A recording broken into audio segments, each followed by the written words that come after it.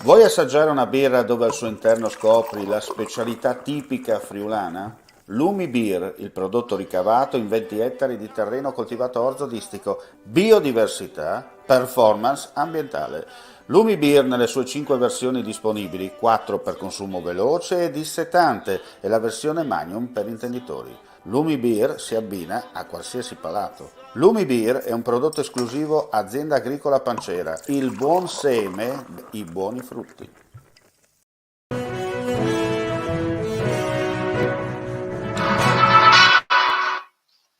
Cordiale saluto gentili amici e amiche alla visione all'ascolto, ben ritrovati con linea diretta al nostro appuntamento live con gli ospiti collegati. Come potete vedere già in bassa frequenza abbiamo l'avvocato Anna Agrizzi, proprio da Udine, vedete sta finendo le ultime prove tecniche anche lei di trasmissione, la vedo pronta. Allora, perché abbiamo l'avvocato Anna Agrizzi? Perché nel fine settimana scorso si è svolto a Udine un'importante manifestazione, quelli che oggi vengono chiamati flash mob, per continuare a sensibilizzare la popolazione, ma anche gli enti preposti, su quello che è la sanità non solo in Friuli Venezia Giulia, ma in tutta Italia. Chiaramente diritti e tutela del malato. È così, avvocato. Innanzitutto buongiorno.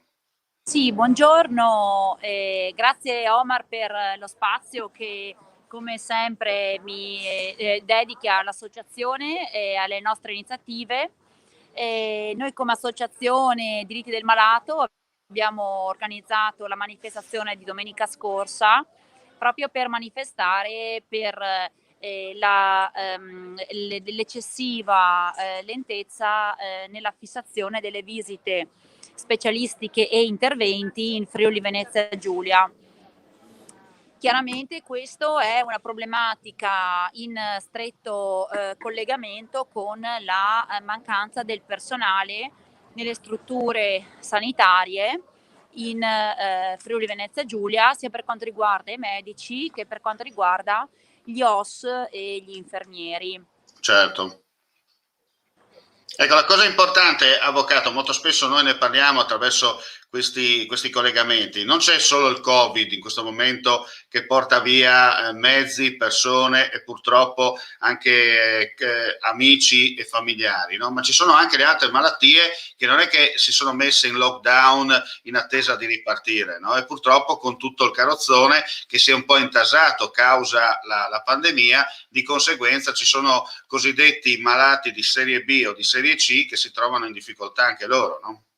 Esatto, infatti quello che è avvenuto in questi mesi, chi ha potuto permettersi una visita privata ha usufruito delle prestazioni dei medici in forma privata e abbiamo avuto anche varie segnalazioni, non ultimo anche una odierna per quanto riguarda un intervento per un malato diabetico che hanno trovato diciamo, la soluzione per quanto riguarda l'intervento e le visite specialistiche in Veneto. Io, se vuoi, Omar, ho anche con me presente qua vicino un nostro utente che ha proprio segnalato. Se vuoi, posso farle la. Certo, puoi girare tranquillamente la telecamera così Ecco, la inquadriamo e gli diamo anche all'ospite il buongiorno.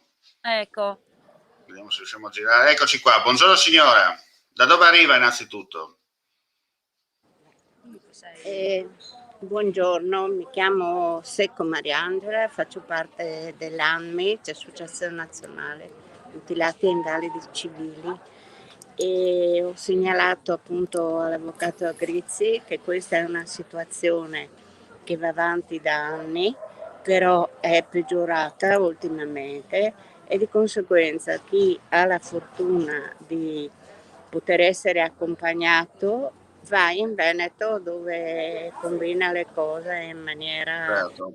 diciamo più diretta e anche più velocemente. Ecco, lei dove ha dovuto ricoverarsi, signora? Dove ha dovuto andare per poter portare avanti le sue terapie, insomma? In che zona del Veneto? In che ospedale, per la precisione?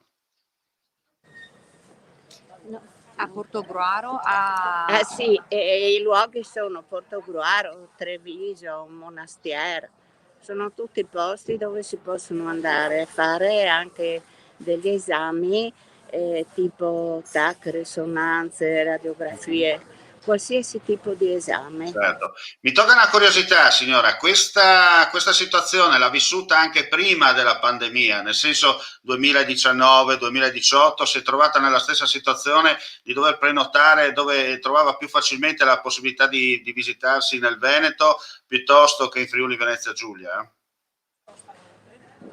Sì, anche prima andavo in Veneto. Allora, io sono anni che vado in Veneto, sinceramente. A chi mi chiede suggerisco di andare direttamente là, telefoni, prendi l'appuntamento, giro di qualche giorno vai e ti danno anche la risposta. Insomma, di quello che abbiamo capito, avvocato, no? Di quello che stiamo sentendo dalla sua utente è che purtroppo il tarlo era già prima della pandemia, nel senso che negli ultimi anni in Friuli Venezia Giulia, indifferentemente di chi stava nella cabina di regia, perché chiaramente chi governa deve portare avanti le cose, no? L'opposizione invece giustamente fa il suo lavoro ed è più semplice, però sappiamo che in Friuli Venezia Giulia c'è stata l'alternanza, no? Alla guida della regione, ma da quello che abbiamo capito è che sono passati i governi, sono passati sotto i ponti i vari centrodestra e centrosinistra, però da quello che abbiamo sentito dalla signora la minestra non è cambiata, il sapore è sempre quello, perché se da anni, insomma, e non è solo questa signora, ma io dico anche a livello personale, mi è capitato che per delle visite in Veneto le prenoti nel giro di una settimana, magari la stessa visita in Friuli Venezia Giulia ci vogliono mesi. Chiaramente non dobbiamo fare di tutto un erbo fascio, sia chiaro, però è giusto rimarcare, perché magari gli assessori che si sono alternati, anche lo stesso assessore di competenza che magari attraverso altri mezzi di informazione, diciamo così, sbandiera i 420 che tutto va bene, invece non è proprio così, no? La realtà a volte è un'altra, ma si sa che c'è chi sta tanto su Facebook e magari chi sul territorio ci cammina poco, perché si fa fatica, si fanno i calli, si suda, e allora è meglio stare seduti, è così. No, assolutamente. Infatti, per dirti, proprio oggi ho raccolto una segnalazione per un malato diabetico che andrà ad operarsi per un intervento urgente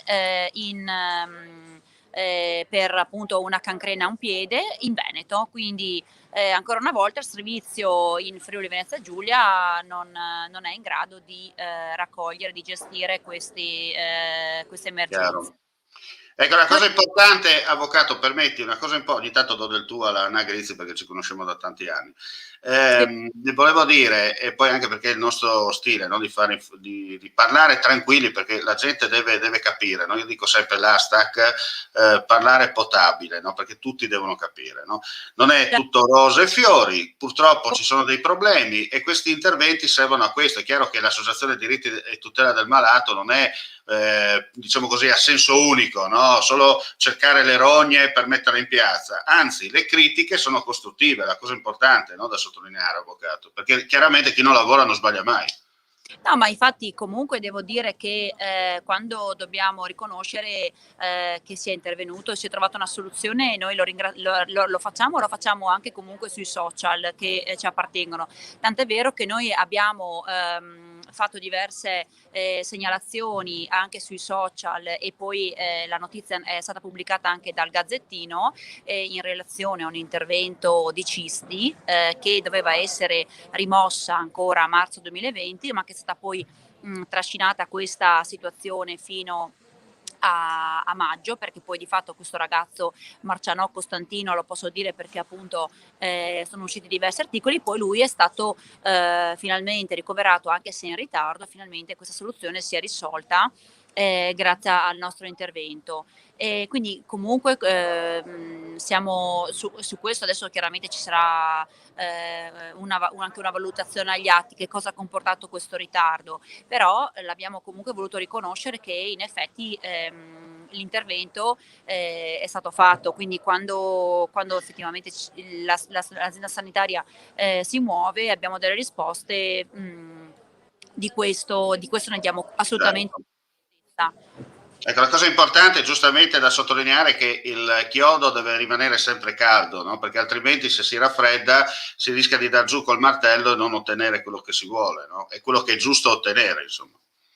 Sì, sì, ecco, sicuramente adesso la situazione è comunque di carenza di personale nelle strutture sanitarie, perché sappiamo anche in collaborazione col sindacato UIL, che ha sostenuto e ha partecipato alla nostra manifestazione, che adesso ci sarà il piano ferie che deve essere garantito per tutti quanti ed è complicato riuscire a coprire con gli operatori sanitari questa appunto le ferie che hanno diritto chiaramente di Chiaro. Bene, avvocato, allora io la ringrazio come sempre per la partecipazione. Prossimo appuntamento e poi chiudiamo. Il prossimo appuntamento sarà il 28 maggio davanti alla Regione in via Sabadini per chiedere la mutuabilità dell'olio di cannabis terapeutico, perché noi come associazione abbiamo raccolto circa 3.500 firme depositate in Consiglio regionale tramite la consigliera Simona Liguori e a distanza di 1 anno e mezzo ancora non abbiamo avuto nessun riscontro da Fedriga e dico basterebbe una firma perché l'atto è già pronto, perché basterebbe inserire tra i farmaci mutuabili l'olio di cannabis terapeutico. Bene, grazie avvocato e buon pomeriggio e buon lavoro, si dice. Grazie Omar e ci aggiorniamo anche per questa manifestazione. Bene, noi siamo come sempre a disposizione, siamo sempre a disposizione di tutti per eventuali repliche. Grazie ai nostri amici e vi diamo appuntamento per quanto riguarda friulitv.net, agli aggiornamenti attraverso il nostro sito con le notizie e con i video servizi flash, come si dice. Grazie per la visione all'ascolto. Mandi. Claudine, locale per palati fini e buongustai, dove si mangia, si beve e si respira bird, Collio e Quay. Sono Claudia Zano e vi aspetto con le mie specialità. Cosa aspettate? Claudine, food, wine, music e sei in pole position.